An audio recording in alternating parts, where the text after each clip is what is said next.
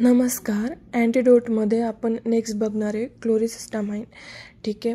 हे या जे आहेत आपण जे शेतीमध्ये वापरतो कीटकनाशक किंवा जे पण आपण मागे पण बघितलं होतं जंतुनाशक, ते या प्रकारचे असतात. याचं जर इनहेल केलं कोणत्या माणसाने किंवा प्राण्याने तर आपण हे अँटिडोट त्याला देऊ शकतो. ठीक आहे. ही संयुक्ते काय आहेत, त्यामध्ये कार्बन आणि क्लोरीन हे असतं मुख्यत्व. याच्यामध्ये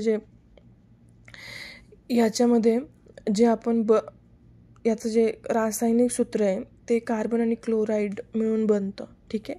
हे मुख्यत्व कीटकनाशक, पेप्टिसाइड आणि औद्योगिक रसायने, इंडस्ट्रियल केमिकल म्हणून वापरले जाते. ठीक आहे. पर्यावरण आणि आरोग्यावर याचा खूप परिणाम होतो. हे रासायनिक सहजपणे विघटित नाही होत, ज्यामुळे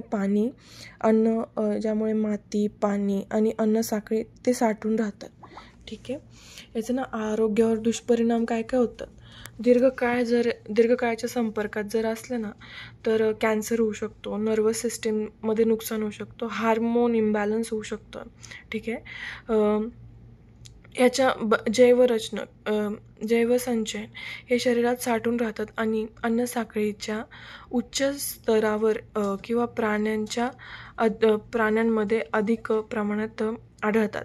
याच्यामध्ये मोस्ट ऑफ जे देश आहेत ना त्यांनी बंदी घातलेली, पण भारतामध्ये काही अजून पण कुठे आपण यूज करताना आपल्याला दिसतं. लाईक महाराष्ट्रात किंवा बिहार साईडला काही आत्ता पण यूज होतं. ठीक आहे. तर बऱ्याच देशामध्ये DDT आणि इतर ॲग्रोनोक्लोरिनमध्ये बंदी घालण्यात आलेली आहे. भारतात काही ठिकाणी अजूनही मर्यादित प्रमाणात DDT वापरण्यात येते. पर्यावरणपूरक पर्यायांचा वापर करण्याचा सल्ला दिलेला आहे. थँक्यू.